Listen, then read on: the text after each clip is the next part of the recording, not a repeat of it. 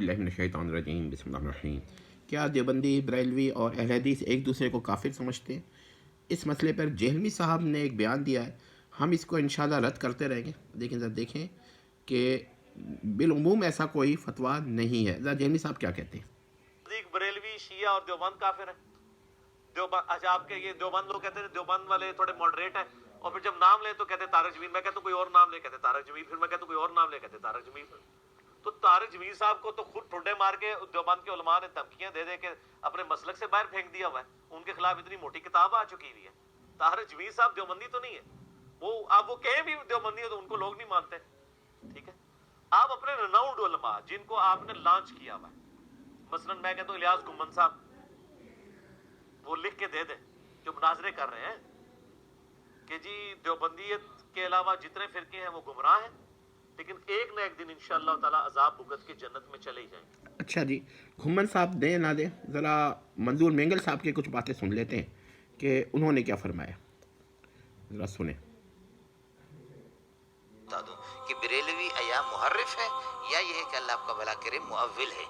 तो हमारे अकाबरीन अक्सर जो बड़े जो इदारे हैं, जैसे दारुल हक्कानिया अकोड़ा खटक है, दारुल बिनूरी टाउन है, जामिया उलूम इस्लाम बिनूरी टाउन है, जामिया फारूकी में 30-35 साल में खुद रहा हूँ, दारुल है, जो मोतदिल मिजाज किस्म के जो उलमा हैं, इनका कहना ये है कि चूँकि ये लोग मुअव्विल है, ये मुहर्रिफ नहीं है, समझे, मुअव्विल है।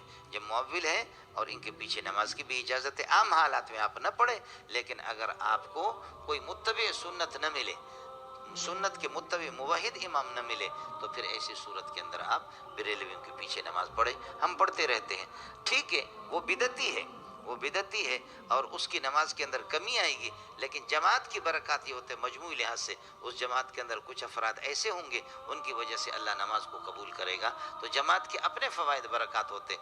बस आपका 40 आदमी जमात में है, उनकी नमाज पूरी नहीं हो, काबिल कबूल नहीं हो रही अल्लाह के यहाँ, लेकिन उनमें 41-42 एक दो बंदे इस किस्म के हैं कि अल्लाह की निगाह में उनकी बड़ी हैसियत है। अल्लाह ये 40-50 की नमाज को 2 आदमी की नमाज की वजह से कबूल, जमात के अपनी बरकत होते। इमाम की कमज़ोरी है, कोताही है, लेकिन मसला किसका है? जमात का है। इसलिए अकेले नमाज पढ़ने से बेहतर ये है बरेलवियों के पीछे नमाज पढ़ी जाए। समझ शरीफ में। अच्छा जी, अब आप ये मुझे बताइए कि इसका मतलब ये हुआ कि कुछ तो उलमाए देवबंद ऐसे हैं ना जो बरेलवियों से पीछे नमाज भी पढ़ते हैं, निकाह तक की इजाज़त देते हैं। ठीक है, ज़रा देखते हैं कि शायद मिल जाए। और निकाह भी इनके साथ हो जाता है। हमने एक फतवा लिखा कि बरेलवियों के साथ, उनके साथ निकाह करना, उनकी ख़वातीन के साथ और अपनी बेटी देना उनको नाजायज़ है। तो मुफ्ती मुनीबुर रहमान बहुत मोतदिल आदमी है, बरेलवी है, रोयत हिलाल कमेटी के चेयरमैन है।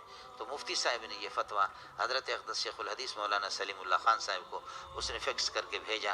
कहा कि हज़रत मौलाना सलीमुल्लाह खान साहब, हज़रत आप जैसे अजीम मुहद्दिस और रईसुल मुहद्दिसीन और रईस विफाक, तमाम विफाकात के आप सदर हैं, और आपने इस तरीक़ा पर यह किया कि आपने हमें काफिर करार दिया है और हमारे साथ निकाह की भी इजाज़त नहीं है।